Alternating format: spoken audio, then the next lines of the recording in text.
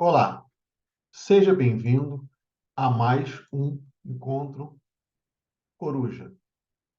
Prazer em conhecê-los. Eu sou o professor Carlos, eu sou o professor responsável pela disciplina de Arquitetura de Servidores do curso de Redes de Computadores da Faculdade Uniswan. Bom, o nosso tema da nossa aula, do nosso encontro, vamos falar sobre tecnologias de armazenamento, tá? Ok? Bom, o que nós vamos falar?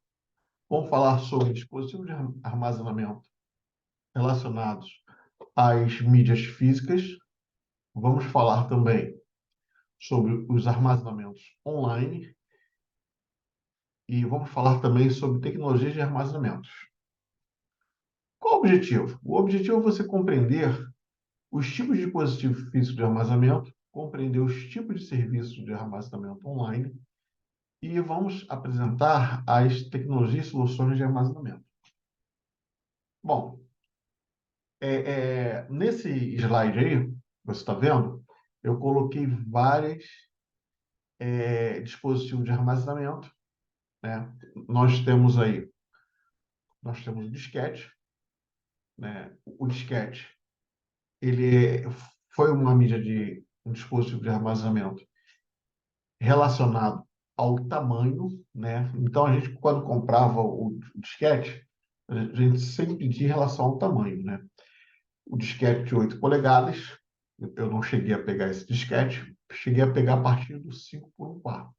O 5 por 1 quarto, pessoal, a sua capacidade era de 1.2 mega e de 360K.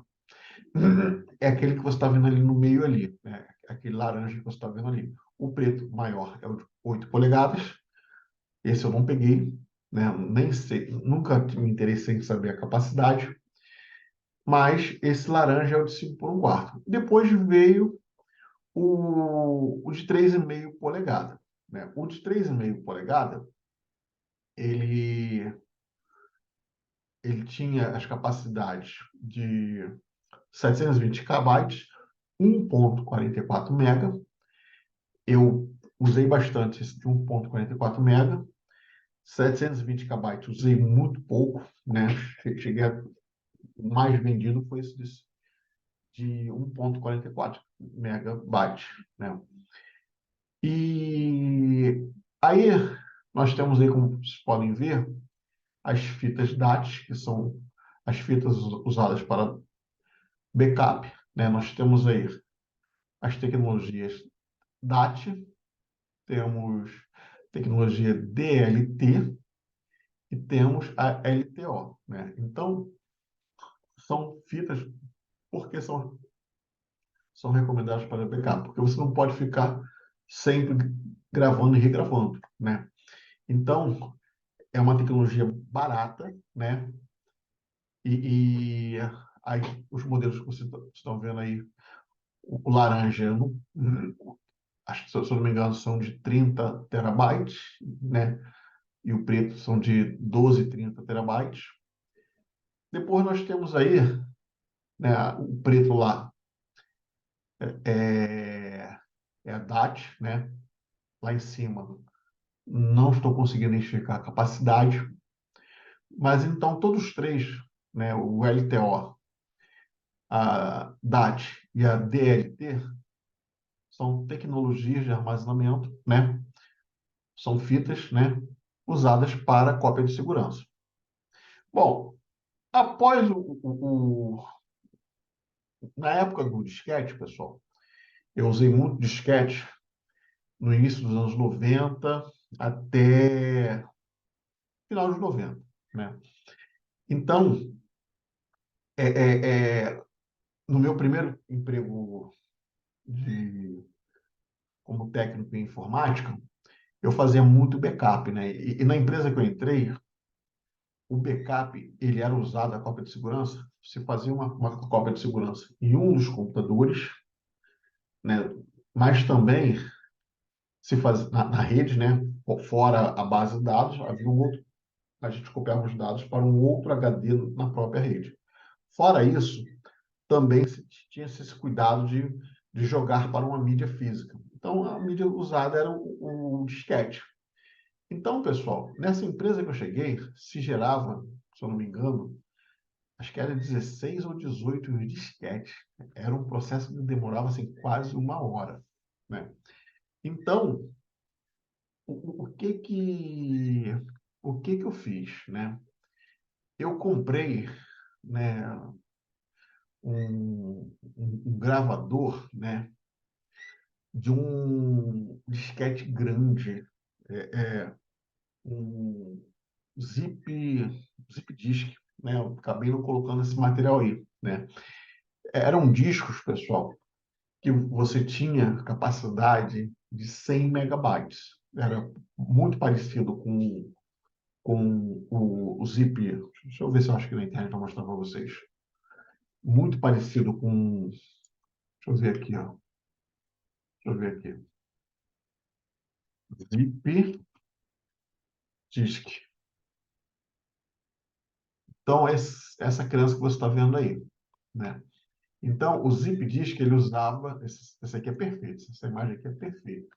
Esse zip disk, ele usava esse dispositivo externo, que é um zip driver, né?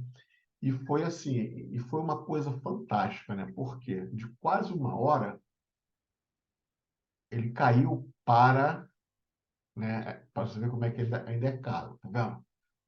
O preço aqui é 4.400, né? Foi mais ou menos um dinheiro da época que nós pagamos. Foi um dispositivo muito caro.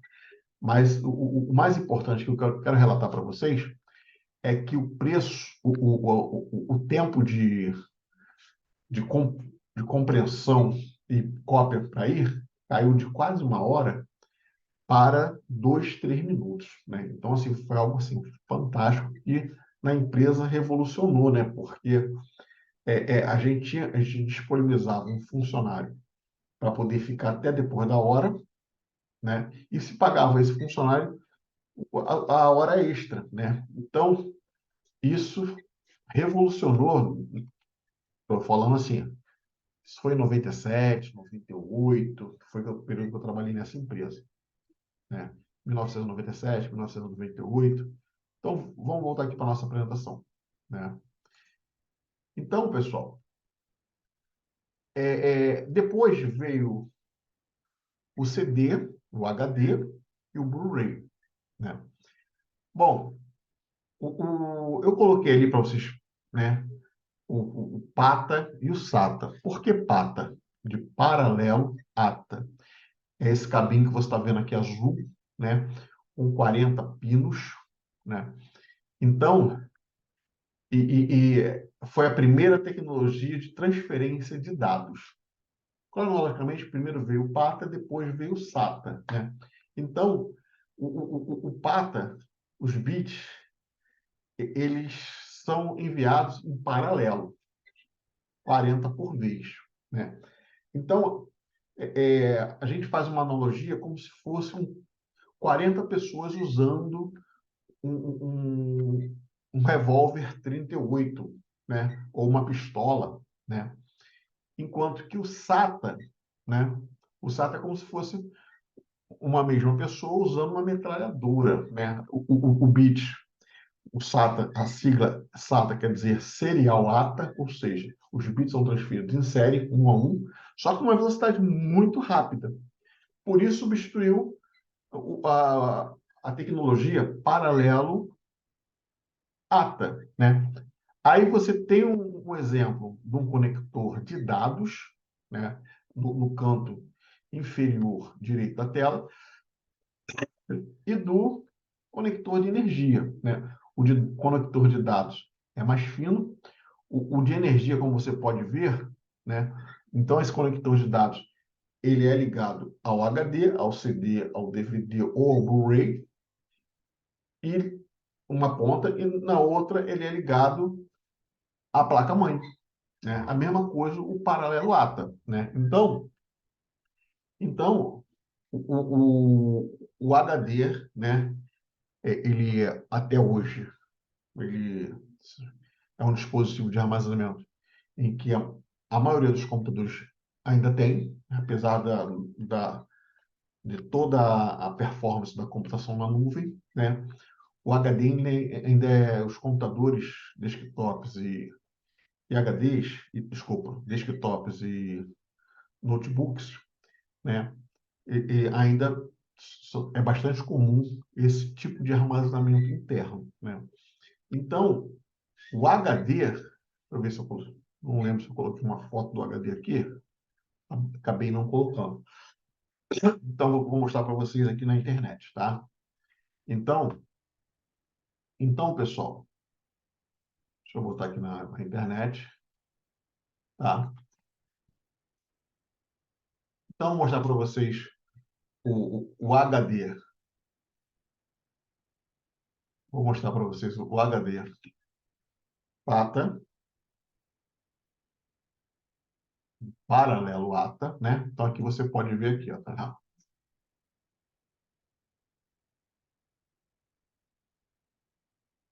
Esse aqui já é SATA, desculpa, pessoal. Deixa eu ver se eu acho aqui aqui, ó, acho perfeito isso aqui, ó. Então, esse aqui é um HDzinho Samsung, né? Você pode ver a imagem dele, tá vendo? Então, aqui essa imagem aqui é perfeita, tá vendo? Então, aqui nós temos a parte de conexão. Deixa eu ver se eu acho uma imagem melhor aqui. Tá vendo? Essa aqui é 160 GB, né? Deixa eu ver se eu acho aqui. Essa imagem aqui está perfeita, tá vendo?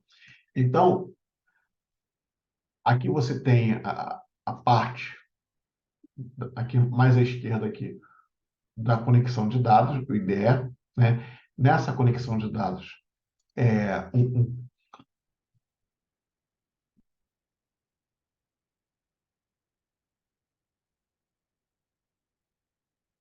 esse cabozinho aqui, ó.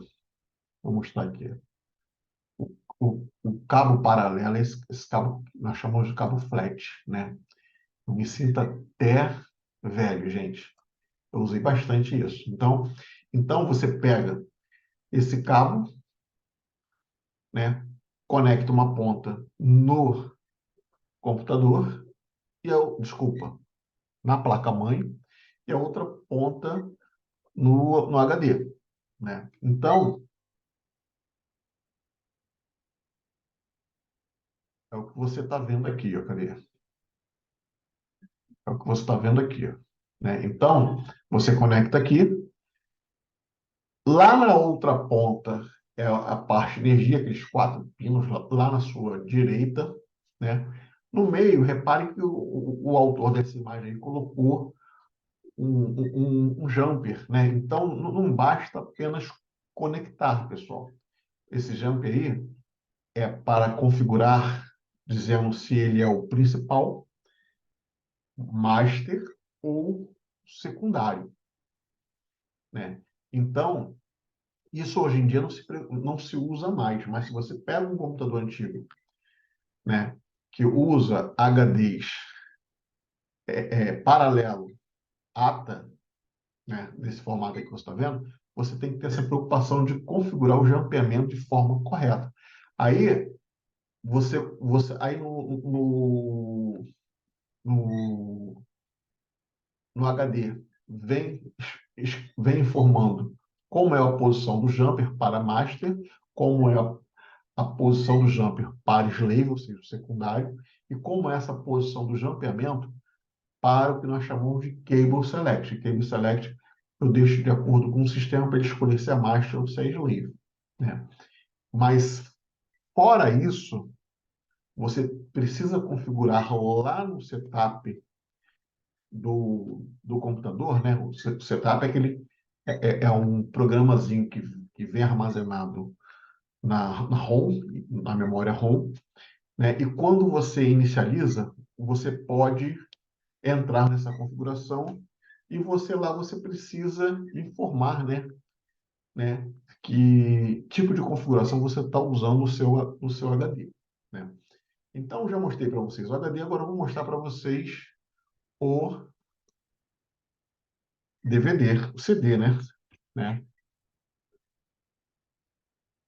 Vou mostrar para vocês o CD. Ah, o CD aqui mostrou o disco, tá vendo? Esse é um disco de CD. Agora vou mostrar para vocês o leitor CD, que é esse carinha aqui que você está vendo aqui, ó. Então, é, é, ele é muito parecido com, vou botar aqui imagem, já aparece uma imagem em vez de, se eu acho mais uma imagem. Então, pessoal, aqui, ó. Então, é, hoje em dia, e cronologicamente, o que que foi lançado primeiro? Estou tentando achar uma imagem aqui. Vou pegar essa aqui, ó. Isso, essa aqui, ó. Vou pegar essa imagem aqui. E pegar uma imagem melhor. Então, coruja, aqui achei, né? Então, cronologicamente, né? Primeiro foi lançado o leitor de CD, e era muito caro na época, né? Isso aí, estou falando assim, final dos anos 90, 99, 2000, né? E o leitor, o gravador de CD, ele, ele era algo assim muito caro, né? Eu só fui ter um gravador de CD anos depois que ele foi lançado, porque era algo muito caro, assim. Era papo, assim, de quase o preço do computador todo, né? Então, o CD foi uma revolução, por quê? Porque a gente saiu do comum, que era o disquete de 1,44 mega, e passamos a ter a possibilidade de armazenar 650 mega nessa criança aí, que você está vendo aí. Então, era comum você ter o leitor separado e o gravador, né? São duas coisas diferentes, por causa dessa diferença de preço. O gravador era assim, 10 vezes o valor ou mais do valor do leitor. O leitor era bem mais barato. Aí, pessoal, o que que aconteceu? Depois, passou uns anos, passou a ter o gravador de DVD. Aí o gravador de DVD, se eu não me engano, a mídia era de 4,8 GB, né? Então, a capacidade. Então, o gravador de DVD, ele também gravava CD porque a mídia era muito parecida, né? O mesmo formato, né? Só, então ele fazia as duas funções, né? E depois, logo depois, veio o gravador, né? Aqui você tem aqui aqui, ó. Deixa eu ver se eu acho aqui, ó. Aqui você tem aqui na Amazon, você tem aqui, né? Um, como você pode ver aqui, tá? Deixa eu pegar aqui um. Isso aqui é um gravador de CD e DVD. Lá você está vendo lá embaixo aquela questão lá do R/RW, né? Quer dizer, o primeiro R quer dizer que ele possui a função de somente leitura e também possui o RW, quer dizer o quê? Leitura e gravação, né? Então, ficou alguns anos, né? Logo depois veio o Blu-ray. E vou ser franco para vocês, o Blu-ray ficou assim muito pouco tempo. Por quê?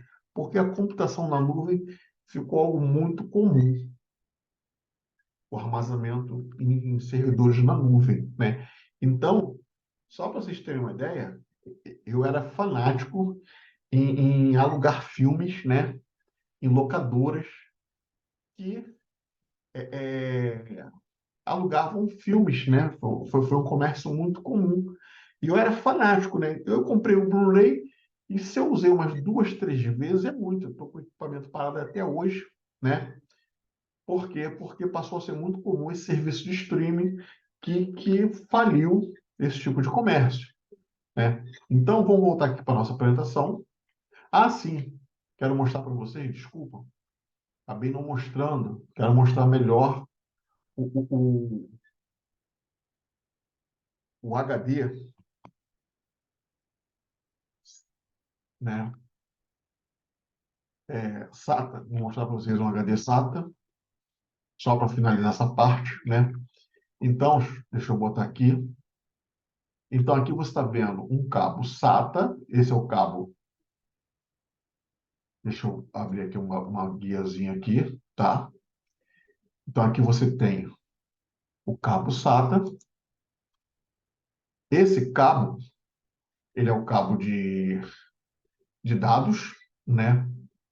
Ele é conectado na placa-mãe, né? Deixa eu botar aqui, ó.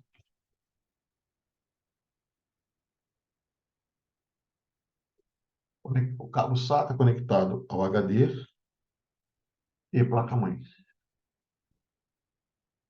Vou tentar essa imagem aqui para a gente ver. Deixa eu ver se eu acho aqui um cabo SATA. Então, aqui, ó. Aqui você pode ver aqui, tá vendo?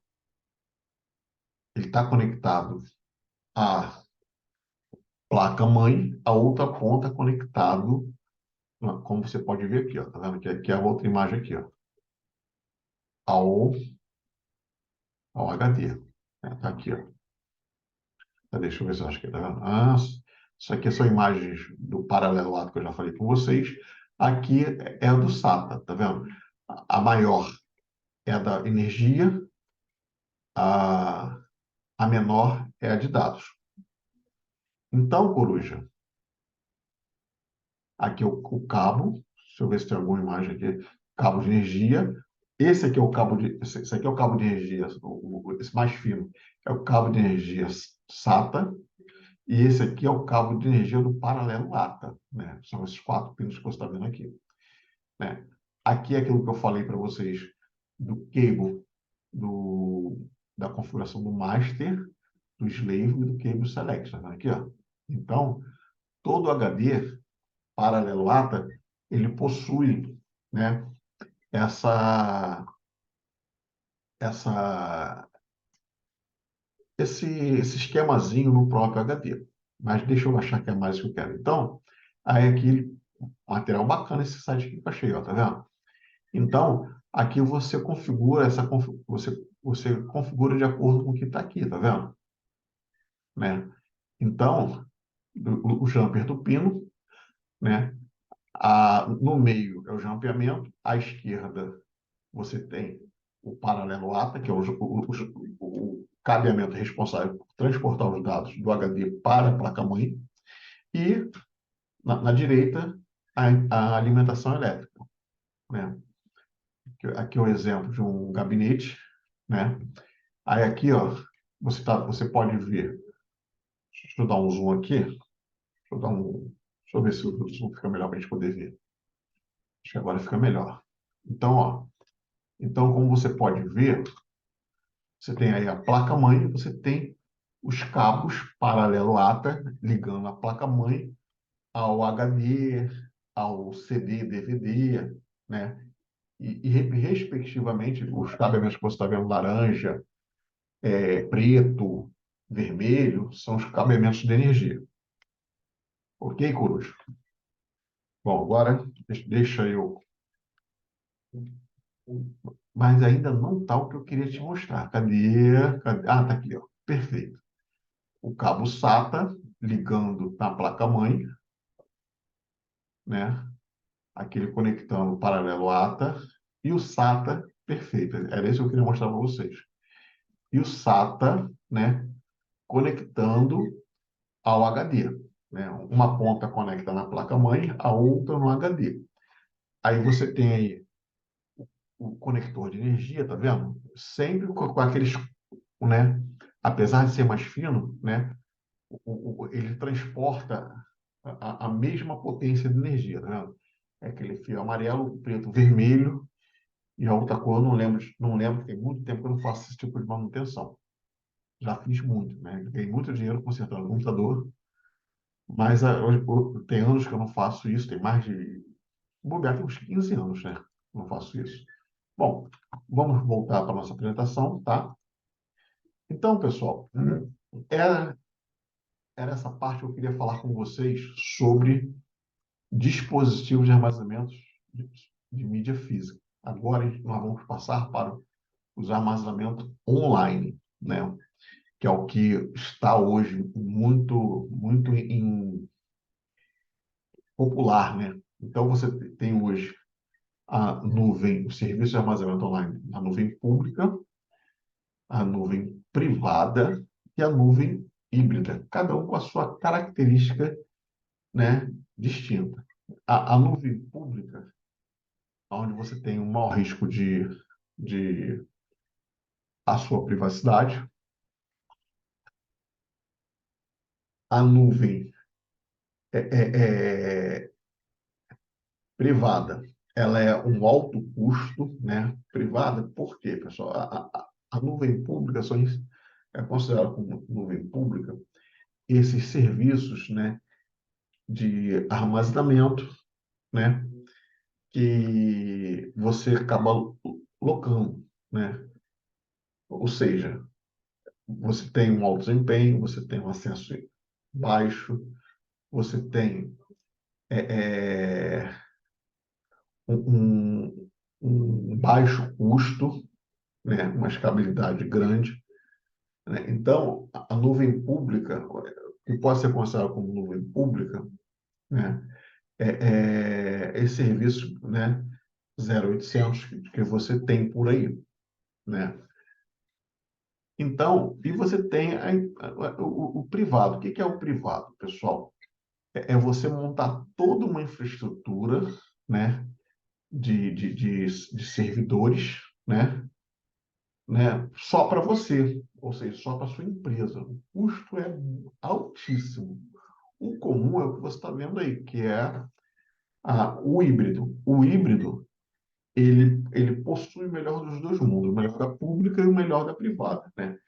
No híbrido aí você tem um alto desempenho, acesso imediato, custo baixo, escalabilidade, segurança e controle total, né? Vou dar um exemplo para vocês de serviço híbrido, né? Eu tenho a assinatura já há uns 3 anos do Office 365, né? Eu tenho um serviço de 1 tera de armazenamento, né? Eu possuo 5 licenças para usar o Office e esses 5 usuários, cada um pode armazenar até 1 tera, né? Usa eu, minha esposa e minhas filhas e sobra, né? Então, e qual é a vantagem interessante disso, pessoal? A grande vantagem é que eu, eu posso usar qualquer computador que tem o Office 365 instalado, basta eu colocar o meu usuário e senha e eu tenho acesso a todos os meus dados. Não é apenas o aluguel do Office, é o aluguel de quê? De um serviço de armazenamento. Então, eu pago na faixa de quase R$ 50 por mês, né? E tenho essa grande capacidade que, para mim, 1 tera é muita coisa, né? Então, cada um dos usuários aqui de casa tem direito a 1 tera e, pô, eu como sou profissional de TI, eu uso o quê? 200 e poucos giga. Minha filha e minha esposa usa cada uma alguns gigas, né? Então, particularmente, eu acho que o custo-benefício é enorme. Bom, vamos falar agora sobre as tecnologias de armazenamento. Nós temos aí as tecnologias DAS, né? Direct Attached, né? E as tecnologias de armazenamento de disco. Então, pessoal, eu trouxe aqui como exemplos as tecnologias RAID 0, RAID 1, né? E a combinação do RAID 1.0, do RAID 1 mais 0, e RAID 0 mais 1. Então, o que vem essas tecnologias, pessoal? O RAID 0 prioriza essa questão de desempenho, o RAID 1 prioriza a questão de segurança, né? Ou seja, né, eu tenho um exemplo aí no RAID 0 de desempenho, eu tenho lá dois HDs, né, em que ele vai armazenar simultaneamente, né, parte dos dados no 0 e parte no 1. Consequentemente, o desempenho vai ser muito maior. né? E no RAID 1, o que que ele faz? Ele armazena o conteúdo, né, nos dois. Ele prioriza o quê? Ele não prioriza desempenho, ele prioriza segurança. Então, consequentemente, a gravação vai ser mais lenta. Por quê? Porque ele vai gravar o mesmo conteúdo dos dois, né? E no 3 e no 4, eu tenho aí um meio termo, né, entre os dois, né? No primeiro caso, eu priorizo a segurança e alguma coisa de desempenho. No quarto caso, eu priorizo mais o desempenho do que a questão da segurança, né? Aí fica a acordo do freguês. Bom, eu vou deixar para vocês esses links aí que falam sobre fitas magnéticas, tá? Então, Coruja, vamos parar por aqui, tá bom? Foi um prazer enorme estar com vocês e até o próximo encontro, Coruja. Um forte abraço, ok? Um forte abraço